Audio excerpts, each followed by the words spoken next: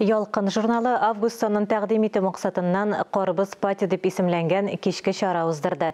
Бирегә танылган артистлар һәм кунаклар чакырылды. Әлеге чара өчен 100 килограмм Qorбыз алынган. Qorбыз пати бәйрәм сюжетын дүшәмбе көнне карый аласыз. Ялқын журналының шыққан һәр саны инде безнең өчен бәйрәм инде, без инде аның чыгуын бөтен кешегә танытырга, белдерергә телибез. Әмма август саны уйладык та кызлар белән үзебезнең коллектив белән ничек иттереп кешеләргә барып җитеп була микән инде. Чөнки җәй айларында күбесе ялларда, күбесе китапларны дөресрәге газетаны укымыйлар, телевизор карамыйлар, социаль шәбәкәләргә кермиләр. Һәм менә үзебез аларны да җәлеп итер өчен шундый җиңелчә формат уйлап таптык. Qorбыз белән бәйләргә уйладык, чөнки Qorбыз инде ул бүгенге көннең дип әйтик инде август аеның иң төп җимеше. Кеше